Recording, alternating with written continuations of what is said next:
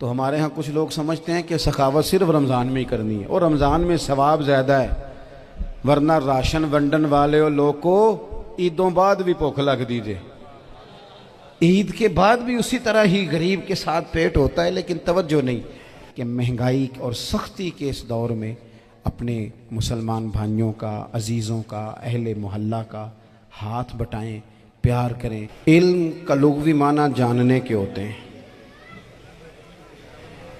علم حاصل کیا جاتا ہے کسی چیز کی معرفت کو حاصل کرنے کے لیے۔ جب ہم کوئی علم حاصل کرتے ہیں تو ہم یہ چاہتے ہیں کہ ہمیں اس چیز کے نفع اور نقصان کا پتہ چل جائے، اور جب ہم دینی علم حاصل کرتے ہیں تو اس کا مقصد یہ ہوتا ہے کہ ہمیں رذائل اور خسائل ان دونوں کی خبر ہو جائے، خیر کیا ہے شر کیا ہے اس میں تمیز کا ملکہ ہمیں نصیب ہو جائے، اچھائی اور برائی کھل کر ہمارے سامنے واضح ہو جائے۔ یہ مقصود ہوتا ہے علم سے۔ علم سے، تعلیم سے مقصد زیادہ باتیں کرنا نہیں ہوتا۔ ایک آدمی بہت زیادہ باتیں کرتا ہے تو شاید بڑا عالم ہے، ایک شخص بہت زیادہ گفتگو کرتا ہے تو اس کے پاس معلومات زیادہ، ایسا نہیں، بلکہ حضرت عبداللہ ابن مسعود رضی اللہ تعالیٰ عنہ سے جب کسی نے پوچھا تھا کہ بڑا عالم کون ہوتا ہے، تو آپ فرمانے لگے جو رب سے زیادہ ڈرے وہ بڑا عالم ہے۔ اور دلیل انہوں نے یہ دی کہ اللہ کریم نے قرآن مجید میں فرمایا ہے کہ انما یخشی اللہ من عبادہ العلماء، اللہ کے بندوں میں سے جو عالم ہیں وہ رب سے ڈرتے ہیں۔ تو دینی تعلیم، اس کی معلومات حاصل کرنے کی کوشش کریں، صحیح کریں۔ قرآن مجید کی ایک آیہ کریمہ کا کچھ حصہ جو میں نے تلاوت کیا، اس میں اللہ کریم نے فرمایا اپنے محبوب سے، کہا وَقُلْ رَبِّ زِدْنِی عِلْمًا، اے محبوب آپ میری بارگاہ میں یہ دعا مانگیں، آپ یہ عرض کریں کہ اے رب میرے علم میں اضافہ کر دے، اے مالک میرے علم میں اضافہ کر دے۔ بہت ساری چیزیں ایسی ہوتی ہیں جن کی زیادتی ٹھیک نہیں ہوتی، وہ زیادہ ہو جائیں تو نقصان کرتی ہیں، لیکن علم ایک ایسی چیز ہے کہ جس کے بارے میں رب کریم نے کہا کہ محبوب آپ دعا مانگیں کہ آپ کو زیادہ علم دیا جائے۔ اور پھر علم ایک ایسی چیز ہے کہ کوئی بھی آدمی یہ دعویٰ نہ کرے کہ میں نے بڑا حاصل کر لیا ہے، میری اب تکمیل ہو گئی ہے، میں اب مکمل ہو گیا ہوں۔ جن کو اللہ نے غیب کے خزانوں کی کنجیاں دی ہیں نا، ان سے بھی رب کریم نے کہا ہے کہ محبوب آپ دعا کریں کہ مالک میرے علم میں اضافہ کر دے۔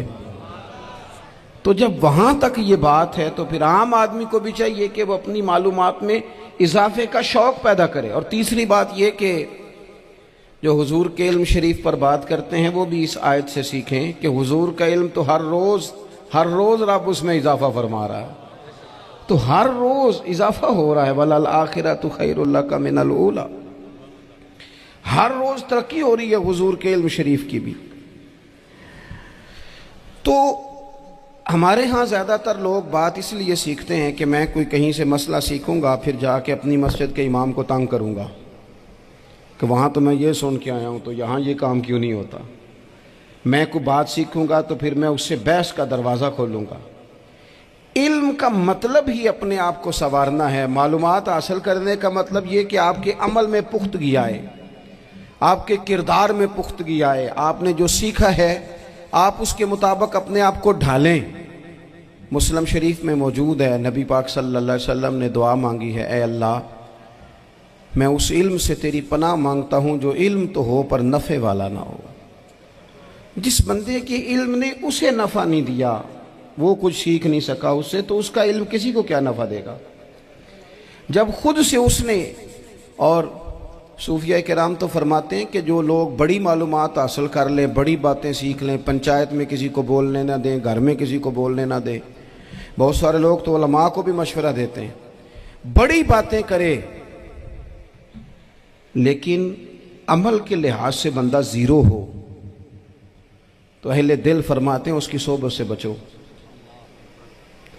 اسے بڑا پتہ ہے، بڑی باتیں آتی ہیں، بڑی باتیں آتی ہیں، بڑی باتیں کرتا ہے، لیکن گفتگو کی حد تک تو بہت بڑا ہے، عمل کے معاملے میں صفر ہے۔ بہت سارے لوگ مسجد کے حجرے میں میٹنگ ہو رہی ہوتی ہے اور وہ لمبی لمبی دلیلیں اور مشورے دے رہے ہوتے ہیں، نماز کا ٹائم آ جائے تو اٹھ کے چلے جاتے ہیں، کہتے ہیں میں اپنے محلے دی مسیتیں پڑھنی ہیں۔ کئیوں کو کام یاد آ جاتا ہے۔ فرمایا کہ شخص کے پاس معلومات بڑی ہوں لیکن عمل کے معاملے میں بندہ زیرو ہو تو اسے بچنا کیوں؟ اس لیے کہ اگر پڑھا لکھا آدمی بے عمل ہونا تو وہ اپنی بے عملی پر بھی دلیلیں پیش کرتا ہے۔ وہ کہتا ہے میں یہ کام نہیں کرتا تو یہ میرے پاس دلیل ہے، وہ تو بے عملی کو بھی مزین کر دے گا معاذ اللہ۔ تو دینی تعلیم ایک تو حاصل اس لیے کریں کہ ہم نے اپنے آپ کو سنوارنا ہے، اور دوسرا علم کا شوق طبیعت میں ہو۔ دیکھیں نا، اللہ کے حبیب صلی اللہ علیہ وسلم نے فرمایا ہے کہ جو علم کے رستے پہ چل پڑا وہ جنت کے رستے پہ چل پڑا ہے۔ جمعوں میں، محفلوں میں کانوں کے ذائقے کے لیے نہ آئیں، اس لیے آئیں کہ میرے علم میں، میرے عمل میں یہ کوئی اضافے کی بات بنے گی، میں کوئی نصیحت حاصل کروں گا تو میرے دل کا زنگ اترے گا۔ ہمارے ہاں یہاں لوگ مزے کے لیے آتے ہیں اور آج کل لوگ فوٹو کے لیے آتے ہیں۔ ان دو کاموں سے نکل کر خالص اصلاح کی نیت سے علم کا شوق، ہمارے ہاں تیزی سے ایک حرکت کی گئی، علماء کا وقار خراب کیا گیا اور لوگوں کو دینی علوم سے دور کیا گیا، اور اس میں بعض بیچارے واعظین اور خطباء نے بھی کردار ادا کیا جب جعلی پیر کی تعریفیں کھول کے کیں، اور اسے پتہ نہیں کہاں تک۔ یہ اسٹیج ہوتے ہیں نا، ان میں کوئی بندہ اچھا لگے بھی تو اس کے لیے دعا کرنی چاہیے، تعریفیں نہیں کرنی چاہیے۔ تعریفیں اس کا کوئی فائدہ نہیں ہے، اس بندے کو تو دعا کا فائدہ ہے، اگر آپ کو اچھا لگ رہا ہے تو اسے دعا دیں، اس سے زیادہ کچھ نہیں کریں۔ اور ہمارے ہاں جناب وہ نقیب محفل بیچارے کی شامت آ جاتی ہے اگر تعریفیں تھوڑی کرے تو، کہتے ہیں انہوں تو نام ہی نہیں لینا ہوں۔ وہ بھائی اس کے نام لینے سے آپ کا قد اونچا ہوتا ہے۔ تو علم اور عالم، ان دونوں چیزوں سے قوم کو دور کیا گیا۔ دینی تعلیمات کا فقدان ہے۔ جو میٹرک تک لوگ 60-70 کتابیں پڑھ جاتے ہیں انہیں بھی قرآن پاک ٹھیک سے نہیں پڑھنا آتا، دور کیا گیا۔ آپ مجھے بتائیے، چلیں ایک مسجد ہی آپ دیکھ لیں، اس مسجد کے اندر اگر ایک طرف ایک عالم دین مشکاہ شریف کھول کے بیٹھے ہوں، حدیث پاک کا درس ہو رہا ہے، یا بہار شریعت کھول کے بیٹھے ہیں، فقہی مسائل بیان کیے، اور اسی مسجد میں ایک بابا جی جبہ پہن کے تگڑا سا بڑی سی پگڑی باندھ کے اور 500 دانے والی تسبیح لے کے بیٹھے ہیں، اب ایک بندہ اندر آتا ہے تو وہ کدھر جائے گا؟ عالم کی طرف کہ بابا جی کی طرف؟ وہ کیوں جا رہا ہے بھلا بابا جی کی طرف؟ وہ اس لیے کہ ہم نے اسے یہ بتایا ہی نہیں کہ جس طرح سبحان اللہ سبحان اللہ سبحان اللہ پڑھنا عبادت ہے نا، اسی طرح دارابا پڑھنا بھی عبادت ہے۔ اسے ہم نے بتایا نہیں کہ جب تک علم کے رستے میں رہنا بھی عبادت ہے، جب تک اسے یہ سمجھ نہیں نہ آئے گی کہ جس طرح وظائف کی کتاب پڑھنا عبادت ہے اسی طرح مشکاہ شریف پڑھنا بھی عبادت ہے، حدیث بخاری کا درس لینا بھی عبادت ہے، مسلم شریف کی احادیث پر اپنے اساتذہ سے بیٹھ کر دروس پانا بھی عبادت۔ جب تک یہ پورا مزاج دیکھیں نا، نبی پاک صلی اللہ علیہ وسلم نے فرمایا رات کی ایک گھڑی بھر دین سیکھ لینا ساری رات نفل پڑھنے سے بہتر ہے۔ اب ہمیں سمجھنا چاہیے کہ کتاب پڑھ کے بھی بندہ رب رسول تک پہنچ سکتا ہے، کتاب و سنت رستہ آسان کرتے ہیں، لیکن ہمارے ہاں کیا مزاج دیا گیا ہے؟ بابا جی کے پاس چلو، ضرور جائیں بابا جی اگر نیک ہیں تو منع کوئی نہیں کر رہا، لیکن جو سوچ ہمیں حضور نے دی ہے ہم نے اسی سوچ کے مطابق اپنے معاملات کو ترتیب دینا ہے نا۔ اب ایک بات میں نے آپ سے پوچھی اور آپ نے کہا قوم ساری بابا جی کی طرف جائے گی۔ حدیث پاک کس طرح ہے؟ اللہ کے محبوب مسجد شریف میں تشریف لائے، دونوں جانب لوگوں کے حلقے بنے ہوئے ہیں، لوگ بیٹھے ہوئے ہیں، ایک حلقے میں لوگ اللہ کی یاد کر رہے ہیں، ذکر ہو رہا ہے، ایک حلقے میں بیٹھ کے ایک عالم کتاب و سنت کا درس دے رہے ہیں، ایک صحابی اور باقی سن رہے ہیں۔ خاص توجہ کریں نوجوان میری بات پر، رسول کریم صلی اللہ علیہ وسلم دونوں کے بیچ کھڑے ہو گئے اور کریم نے فرمایا دونوں محفلیں خیر کی ہیں، دونوں ہی حلقے خیر کے ہیں۔ اور پھر حضور فرمانے لگے مجھے چونکہ رب نے استاد بنا کے بھیجا ہے، میں چونکہ معلم بن کے آیا ہوں، یتلو علیکم آیاتنا ویزکیکم، میں چونکہ کتاب و سنت کی تعلیم کے لیے آیا ہوں۔ یہ لفظ کہتے کہتے حضور اس جماعت میں بیٹھ گئے جو دین پڑھ اور پڑھا رہی تھی۔ حضور وہاں بیٹھے جہاں بات دین کی ہو رہی، جہاں لوگوں کو اللہ رسول کی بات بتائی جا رہی۔ تو جمعے میں وقت پہ آئیں، اپنی دینی معلومات مضبوط کریں اور اپنے لیے مضبوط کریں۔ میں آپ کو بڑے درد سے یہ بات عرض کرتا ہوں، اگر دن میں 100 لوگ مسئلہ پوچھتے ہیں نا شریعت کا، تو ان میں 95 لوگ وہ ہوتے ہیں جو طلاق کا مسئلہ پوچھتے ہیں۔ والد صاحب نے، بیٹی کے والد صاحب نے 2 مہینے پہلے آرڈر دیا ہوتا ہے فرنیچر کا۔ بیٹے کی شادی ہو تو مہینہ پہلے شیروانی والے کو بھی کہنا پڑتا ہے، گاڑیاں بک کرانی پڑتی ہیں، میرج ہال بک، یہ سارے لوازمات ہم کرتے ہیں، سارا کچھ کیا۔ گاڑی سے گھر بسنا ہے، میرج ہال سے بسنا ہے، فرنیچر سے بسنا ہے، ہم نے سارا کچھ ان کو بتایا۔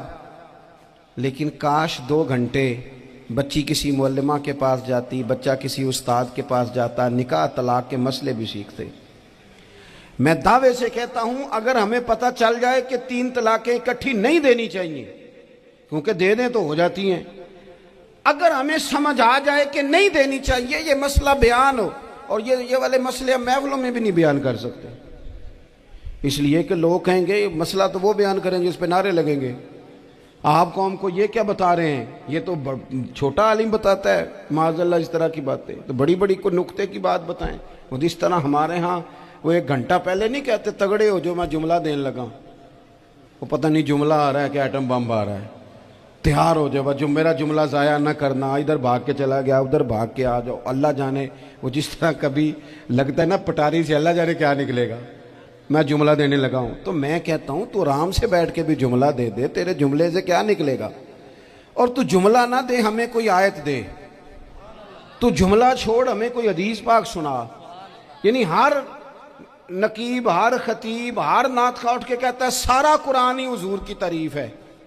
اور بھئی اگر سارا قرآن حضور کی تعریف ہے تو چند آیتیں پڑھ دے پھر، تو نے پڑھی تو ایک بھی نہیں، اور تو کہتا جا رہا ہے سارا قرآن ہی حضور کی تعریف ہے۔ یہ والی تعریف بھی تو سنانا قوم کو، جو یہ بچے ان کے استاد انہیں سکھا رہے ہیں اور یہ سیکھ رہے ہیں، اس طرف بھی تو سفر کریں۔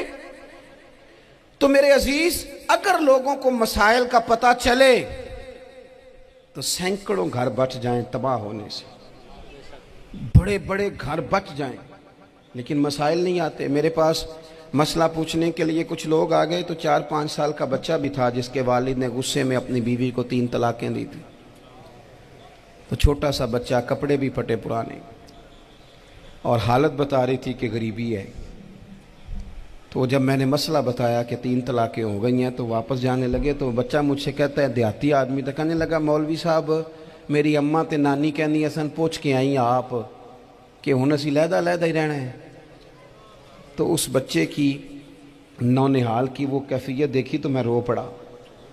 میں نے کہا یار یہ بچہ بیچارہ ماں باپ کے ہوتے ہوئے یہ یتیموں جیسی زندگی گزارے گا کیونکہ باپ نے طلاق دے دی، کس طرح؟ مسائل نہیں بتائے لوگوں کو، تعلیم سے آگاہی نہیں کیا۔ اور اس میں بہت بڑا ظلم ہے ان لوگوں کا بھی جو جنازے پہ کھڑے ہو کے تو کہہ دیتے ہیں، میری طرح کے لوگ اچھے علماء کی بات نہیں کرتا، وہ کہہ دیتے ہیں دیکھو جی لوگوں کو جنازہ نہیں آتا۔ بھئی آپ نے کس دن عشاء کے بعد کلاس لگائی تھی جنازہ سکھانے کی؟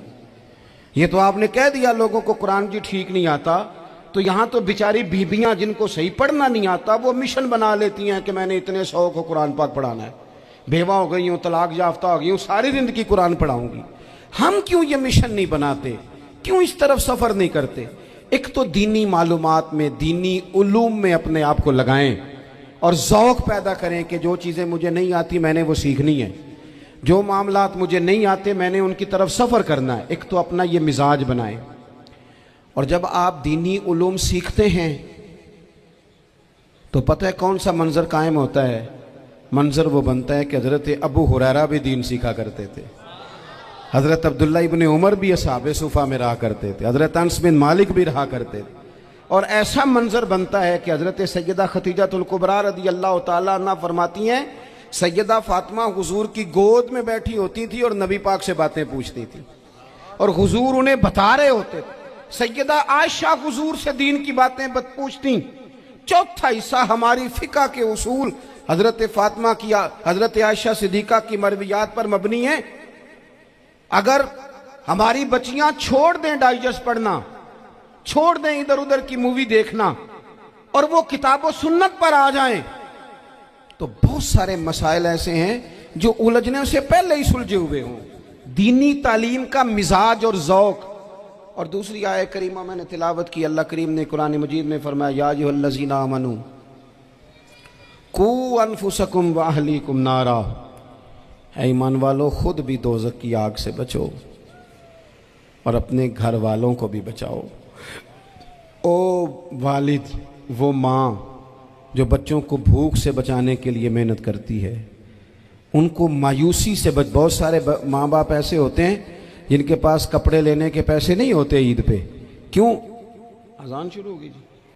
अजीज़ भाई, जिस तरह हम अपने बच्चों को देखें, बहुत सारे माँ बाप के पास गुंजाइश नहीं होती, लेकिन इस नीयत से कि बच्चों के दिल टूट जाएंगे, ईद पे कैसे गुजारा करेंगे, मुश्किल से भी कपड़े ख़रीद के देते।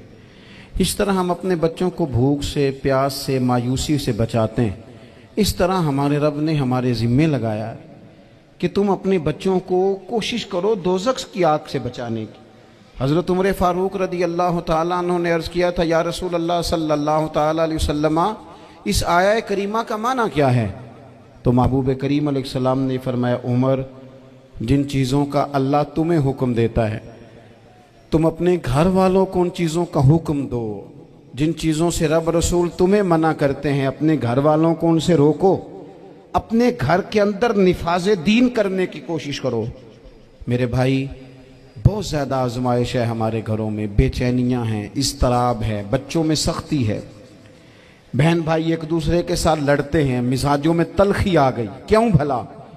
इसलिए कि माँ बाप को जो बेहतरीन किरदार और जो हसीन तरीका घर में अपनाना चाहिए था, बच्चे तकरीर बाहर से सुनते हैं लेकिन वो फॉलो अपने माँ बाप को करते हैं। अगर माँ बाप में हौसला हो, सब्र हो, इत्मीनान हो, खुददारी हो, थोड़े पर गुजारा करने का मिजाज हो। देखे ना, आज डिप्रेशन है, टेंशन है, पैनिक्स अटैक्स हैं, बड़ी सारी चीज़ें आ गई। क्यों भला? सब्र नहीं, तहम्मुल नहीं, बुर्दबारी नहीं। आजमाए। एक दिन एक बच्चा मेरे पास आ गया मदरसे का और आके वो रोने लगा। मेरे घर वाले कहने लगे, खाना छोड़ दें, पहले इसकी बात सुन ले। मैंने कहा, पुत्र क्या हुआ? किसी ने मारा है? किसी उस्ताद ने? कहने लगे, नहीं हजरत, घर फ़ोन किया था तो मेरी अम्मा और अब्बा की लड़ाई हो रही है। बच्चा कांप रहा है, टांगे कांप रही। मैंने कहा, क्या हो क्या गया तुम्हें पुत्र? लड़ाई हो रही है तो घरों में हो ही जाती है। कहने लगे, नहीं आपको पता नहीं, वो बड़ा सख्त लड़ते हैं। मेरे वालिद जब मेरी वालदा को मारने के लिए आगे बढ़ते हैं तो हम सारे चार पहियों के नीचे छुप जाते हैं। हमें खौफ आता है, वो मंजर खतरनाक होता है। ये कौन तकलीफ दे रहा है अपने बच्चों को? यहाँ बैठे हमारे यहाँ मीलों दूर रहते थे उसके घर वाले, तो वो तकलीफ में था, तो घर में क्या कैफियत होगी? अगर हौसला हो, सब्र हो, कनात हो, अल्लाह के दिए हुए थोड़े रिस्क पर हमें राजी रहना आता हो, हमारे घरों में सुकून आए, इत्मीनान आए, हम जो ज़िंदगी बड़ी खुशी खुशी गुजार सकते हैं। हमारे मिजाजों का लालच, हमारी तबीयतों की बेराह रवी, हमारी झूठी अना का बुत, उन सारी चीज़ों को ख़त्म कर देता है। अपनी ज़िंदगी के अंदर अगर हम वो किरदार अपने बच्चों को दें, जिस किरदार में मोबाइल भी हो, जिसमें गाड़ी भी हो, जिसमें पैसे भी ला के अब्बा दराज में रखता हो, लेकिन वालिद का घर में मुसल्ला भी मौजूद हो, उसकी कोई तस्वीर भी हो, वो ये भी कहता हो कि खुदा ने अपने फजल से आज 5,000 दिया है तो इसमें 1,000 गरीबों का भी है, इसमें थोड़ा सा मैंने अल्लाह की रिजा के लिए भी रखा है। अगर कोई मुश्किल आ जाए तो वो बाप और माँ को सब्र करता हुआ देखते हो। अगर एक बाप कर बात करे तो दूसरा बर्दाश्त करता हो। खुदारा अपनी औलादों को इस अजियत का शिकार न करो। अपने घरों के अंदर वो खुददारी, वो प्यार, वो वक़ार, वो मोहब्बत, वो अंदाज। आप थके हुए हैं, कोई शक नहीं, आप बहुत सारे मसाइल का बाहर शिकार होंगे, कोई शक नहीं, लेकिन आप बाहर से थक के आए हैं। और अगर आप बाहर अपनी फैक्ट्री के मालिक हैं और दफ्तर के बड़े हैं तो घर में भी तो आप बड़े हैं ना, आपकी माँ भी तो इंतजार कर रही है, उसने भी तो दुखड़ा सुनाना है ना आपको। आप ये देखिए कि आपके बच्चे भी तो इंतजार कर रहे हैं, वो चाहते हैं कि अब्बा आके बैठे तो हम उनके सीने पे चढ़ के थोड़ा खेले। आपकी अहलिया मुंतजिर हैं। कुछ बातें बीवी किसी और से नहीं कह सकती, सिर्फ अपने शौहर से कहती है। लेकिन वो तो आते ही जलाल में आ गए साहब, वो कहने लगे तू बड़ी नालायक है, मैं थका मांदा आया हूं और तूने मुझे कहानी सुना दी है। वो उस खातून से शिद्दत के साथ पेश आने लगे। मेरे रसूल पाक की हयात नूर को देखो, हज़रत उम्मे ऐमन हुजूर की रज़ाई वालदा हैं, उनकी भी खिदमत हो रही है। हज़रत हलीमा सादी आ रही हैं तो खिदमत हो रही है। हज़रत अब्बास हुजूर के चचा हैं तो करीम फरमाते हैं मेरे चचा हैं बाप की जगह पे। हुजूर दोस्त अहबाब सहाबा गुलामों सब के साथ प्यार कर रहे हैं। 9 अज़वाज मुतहरात हैं घर के अंदर। और कैफियत ये है कि हुजूर सिर्फ उनकी ज़रूरतों का ही ख्याल नहीं करते, ख्वाहिशात का ही ख्याल नहीं करते, बल्कि मेरे करीम का तरीका ये है कि कोई बंदा आज बोल क्या रहा है, वो कहाँ खड़ा है, आज उसके जुमले किस तरह के हैं, उसका लहजा किस तरह का हो गया है और उसे ठीक कैसे करना है। महबूब इसका ख्याल फरमाते, तवज्जो करते। मैं कहता हूँ कि हम सबको शौक़ आया है आराम करने का। मैं सुबह 11 बजे से पहले अपने घर से निकल आया था और ये वक्त आ गया है और रात को खुदा जाने किस वक्त घर पहुंचना है। कई दफ़ा कैफियत ये होती है कि गाड़ी से उतरते हैं तो फिर दिल करता है कि कोई उठा के चलाए ना कभी। इसके बावजूद बहुत सारे लोग नाराज़ रहते हैं कि हमसे मिल के नहीं गए, फ़ोटो नहीं खिंचवा के गए, फलानी जगह चाय नहीं पी के गए। ये तसलसल है। लेकिन मैं जितना मर्जी थका मांदा घर जाऊंगा ना, कभी ऐसा नहीं हुआ कि मैं घर जाऊं तो बड़ी टेंशन में जाऊं। मेरी घर वाली एक दिन मुझसे कहने लगी आपने कभी नहीं कहा कि मैं थका हुआ आया, बंदा थक भी तो जाता ही है ना, कभी कहाँ करे ना। मैंने उसे कहा पता क्यों नहीं कहता, इसलिए नहीं कहता कि मैं नहीं चाहता कि मेरे बच्चे ये कहें कि हमने दीन नहीं पढ़ना, हमारा बाप तो बड़ी मुश्किल में है। हम अपने काम के बारे में अपने घर में शिकवे करते हैं। आप किसी बच्चे से पूछ लें कौन सा काम करना है, कहता जेड़ा अब्बा जी कर दे रहे वो नहीं करना। क्यों? कि अब्बा जी हर रोज़ तो कहते हैं मैं बड़ा उलझ गया हूँ, ये काम बड़ा मुश्किल है। मैं चाहता हूँ कि मैं अपने बच्चों को ये बताऊँ कि पुत्र मैं तो जिधर जाता हूँ फूल ही फूल हैं, मैं तो जिधर से गुजरता हूँ मोहब्बत ही मोहब्बत है, मैं तो जिधर से देखता हूँ दुआएं ही मिलती हैं, ताकि उनका शौक़ पैदा हो। मेरे अजीज़, आप थोड़ा सा दिल बड़ा करें। अगर आप एक की वजह से पूरा घर सुकून में आ जाता है तो आप दिल बड़ा क्यों नहीं करते? जगह ढूंढते हैं बस मुझे कोई तंग ना करे, कोई मेरी बाप माँ बदौलत को कोई परेशान ना करे। बुखारी शरीफ सुनिए, हज़रत आयशा सिद्दीक़ा रज़ी अल्लाह ताला अन्हा बैठी हैं। हुजूर फरमाने लगे आयशा आज एक बात ना बताऊं तुम्हें? या रसूलल्लाह बताइए। हुजूर फरमाने लगे जब तुम मुझसे नाराज़ होती हो तब भी मुझे पता चल जाता है, और जब राज़ी होती हो फिर भी पता चल जाता है। तो हज़रत सैयदा आयशा सिद्दीक़ा बात सुन के बड़ी खुश हुई। या रसूलल्लाह वो कैसे? हुजूर फरमाने लगे कभी कभी तुम कसम उठाती हो।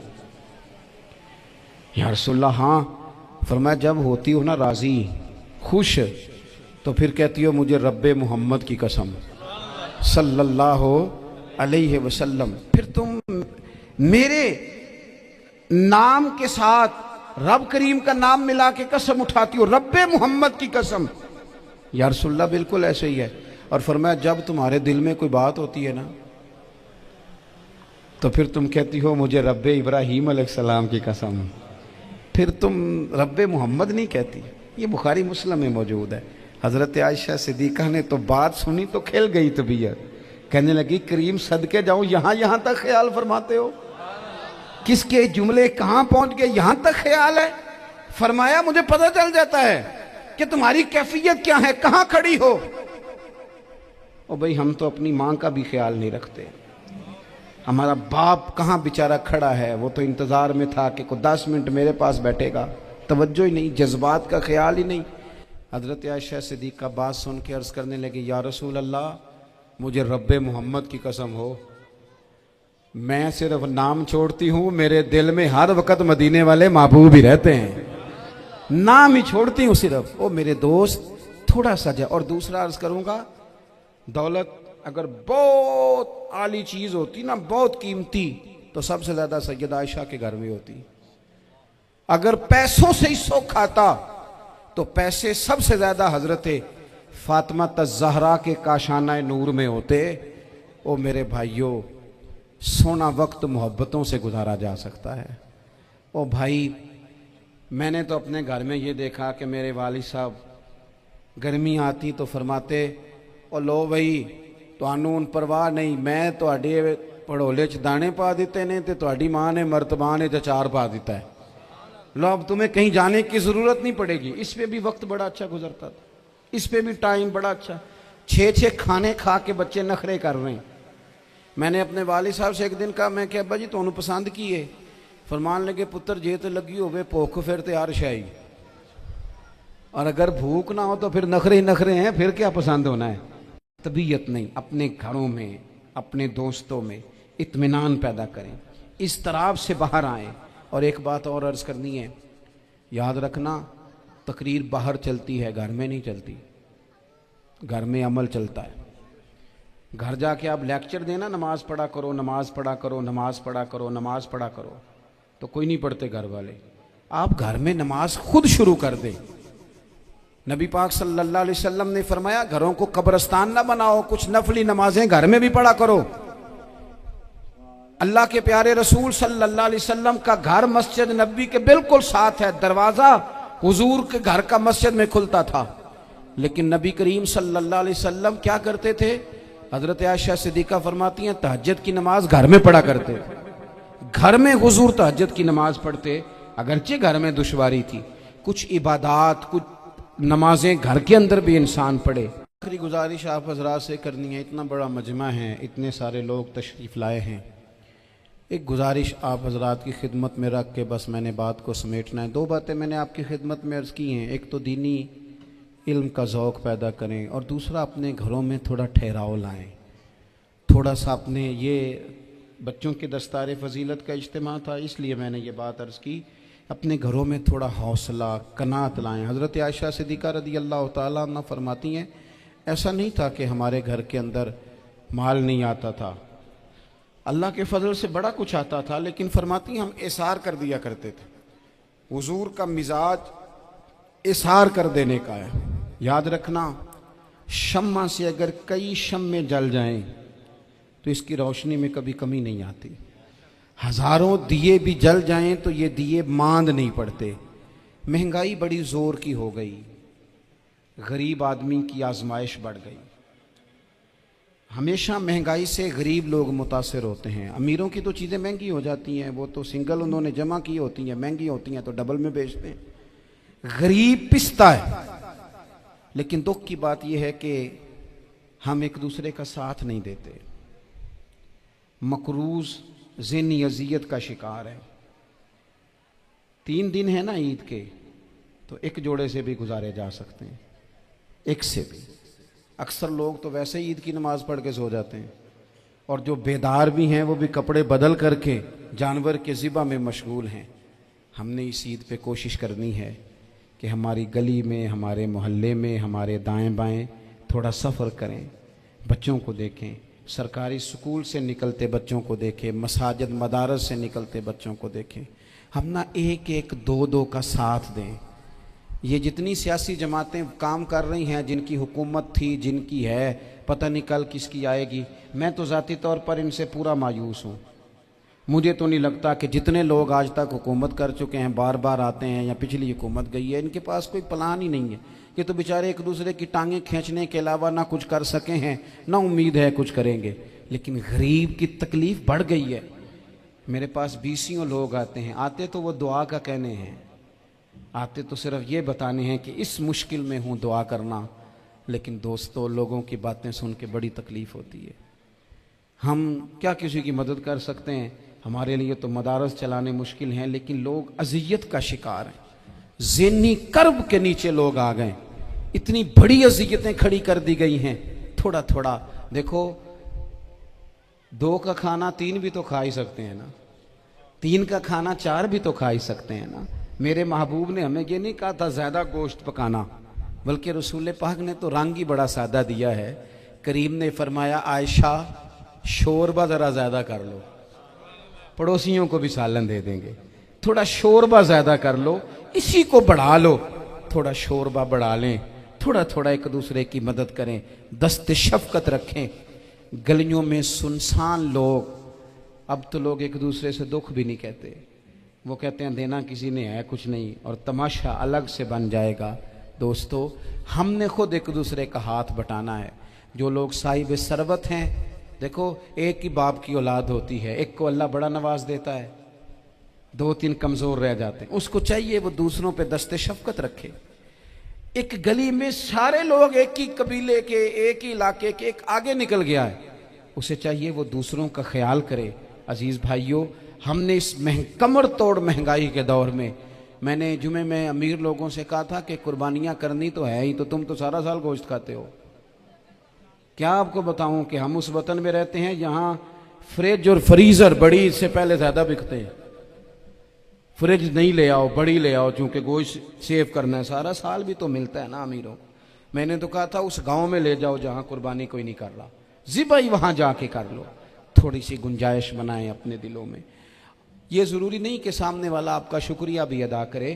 حضرت عائشہ صدیقہ رضی اللہ تعالیٰ عنہ، اماں جی ایک کنیز رکھی ہوئی تھی، حضرت عثمان غنی نے دی تھی کہ آپ کی خدمت کریں گی، تو وہ کنیز کہتی ہے کہ اماں جی تو میری بھی روٹیاں پکا دیتی تھی، وہ تو میرے لیے بھی کھانے کا اہتمام کر دیتی تھی، لیکن کوئی دروازے پہ اگر مانگنے آتا تو حضرت عائشہ صدیقہ مجھے کہتی اسے خیرات دے آؤ، تو میں کہتی اماں جی یہ کام تو لوگ دوڑ کے کرتے ہیں اور آپ یہ مجھے کہہ رہی ہیں میں کر دوں؟